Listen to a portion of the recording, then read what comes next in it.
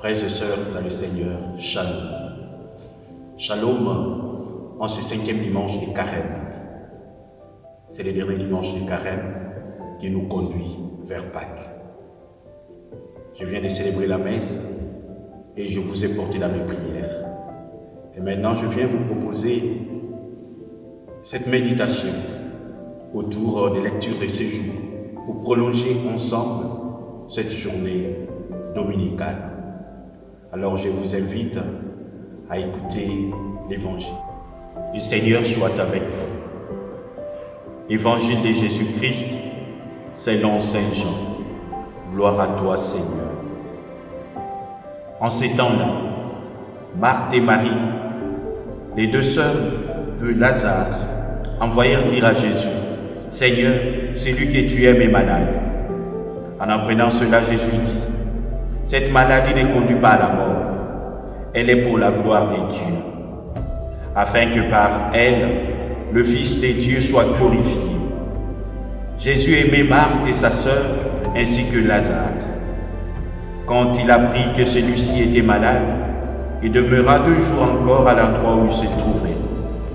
Puis après cela, il dit aux disciples: « Revenons en Judée. » À son arrivée, Jésus trouva Lazare au tombeau depuis 4 jours déjà. Lorsque Marthe apprit l'arrivée de Jésus, elle partit à sa rencontre, tandis que Marie restait assise à la maison. Marthe dit à Jésus: « Seigneur, si tu avais été ici, mon frère ne serait pas mort. Mais maintenant encore je le sais. Tout ce que tu demanderas à Dieu, Dieu te l'accordera. » Jésus lui dit: « Ton frère ressuscitera. » Marthe reprit: « Je sais qu'il ressuscitera à la résurrection au dernier jour. » Jésus lui dit: « Moi, je suis la résurrection et la vie. Celui qui croit en moi, même s'il meurt, vivra. Quiconque vit et croit en moi ne mourra jamais. Crois-tu cela? » Elle répondit: « Oui, Seigneur, je le crois. Tu es le Christ, le Fils de Dieu. Tu es celui qui vient dans le monde. » Jésus, en son esprit, fut saisi d'émotion.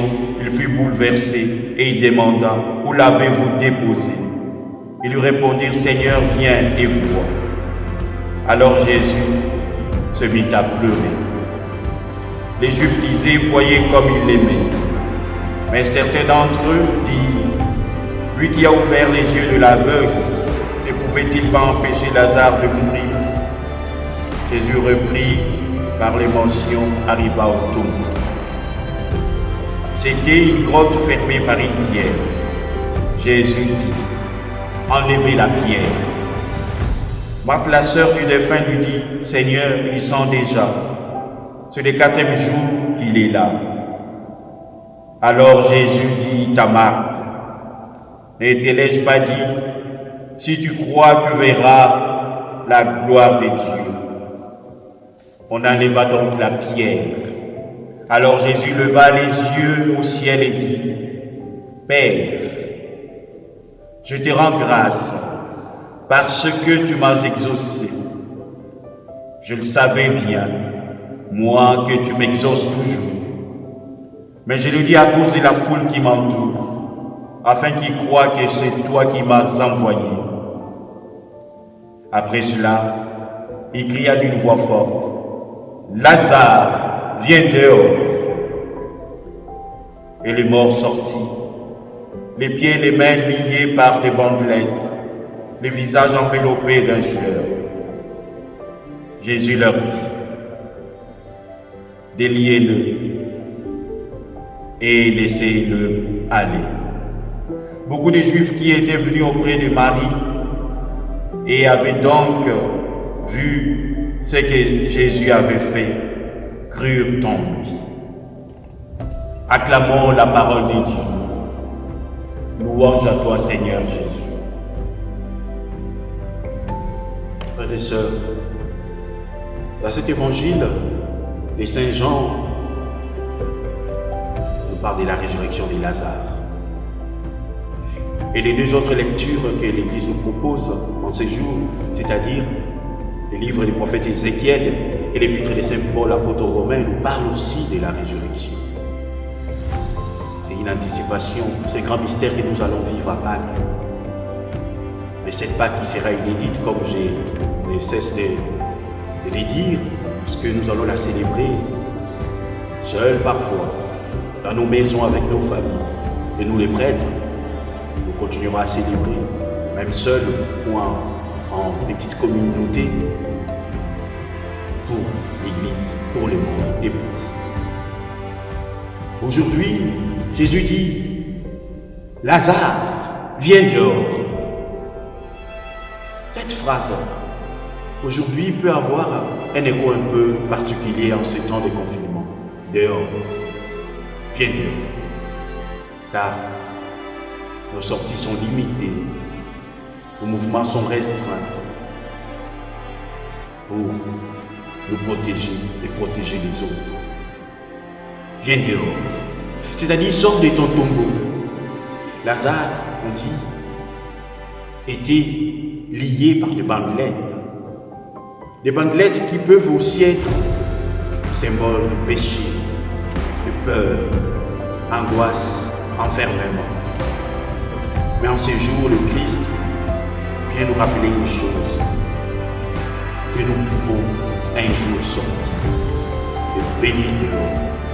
Nous pouvons écouter avec cette dimension spirituelle, cette phrase, cet appel retentissant, chacun par son prénom. Mon frère, ma soeur, toi mon petit, toi ma petite, viens dehors.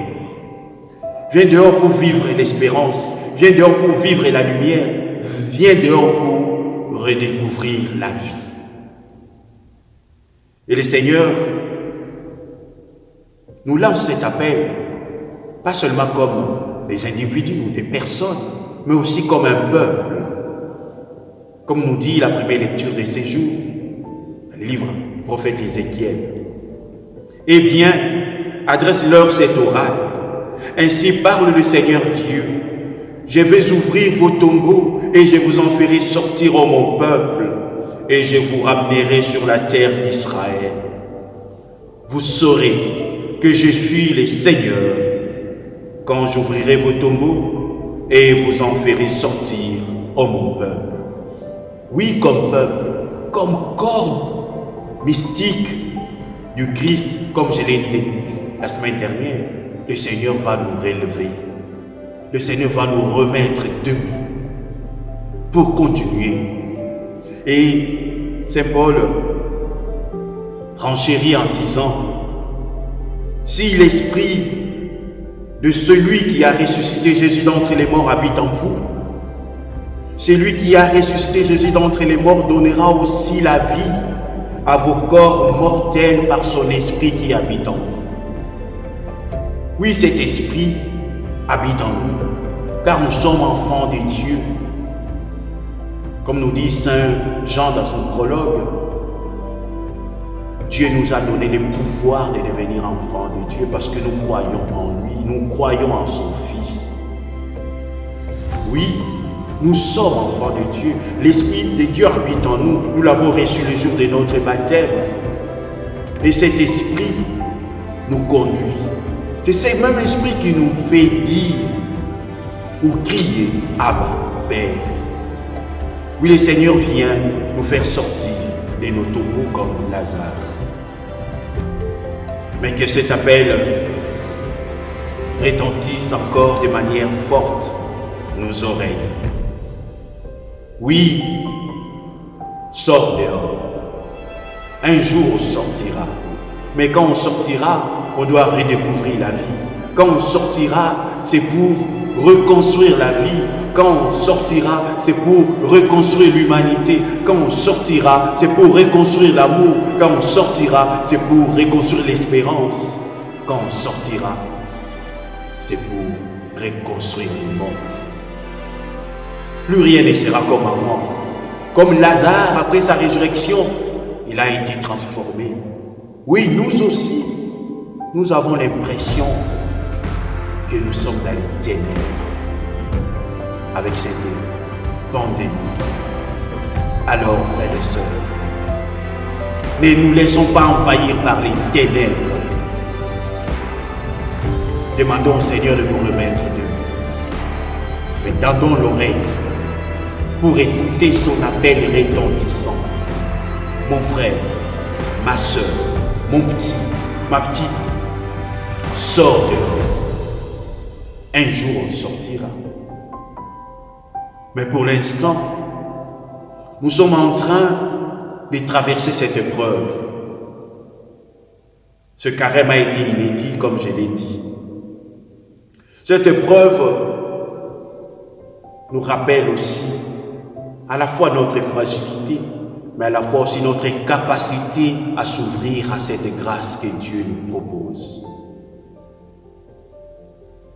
Frères et sœurs, en ce dimanche encore, je vous exhorte à ne pas baisser les bras, à garder toujours vive notre espérance. Nous allons prier pour toutes les personnes qui sont en première ligne et celles aussi qui sont en seconde ligne, pour que nous puissions être soignés, pour que nous puissions continuer à vivre. Nous porterons toutes ces personnes à la prière pour que le monde puisse continuer à marcher. Nous allons aussi, mes frères et sœurs, porter dans nos prières tous ces pays en retard du développement qui ne peuvent pas sanitairement, logistiquement affronter cette pandémie, afin que l'Organisation mondiale de la santé puisse les accompagner, les encadrer, les éclairer à leur manière de prendre des décisions et de s'organiser. Et frères et sœurs, le week-end prochain déjà nous allons entrer dans la dynamique de la semaine sainte avec les rameaux et ce qui va suivre, le jeudi saint, vendredi saint, samedi saint et le dimanche de Pâques. Alors, je nous souhaite à tous de poursuivre cette marche d'espérance et cette marche de liberté. Que le Seigneur nous bénisse tous. Que le Seigneur nous vienne en aide.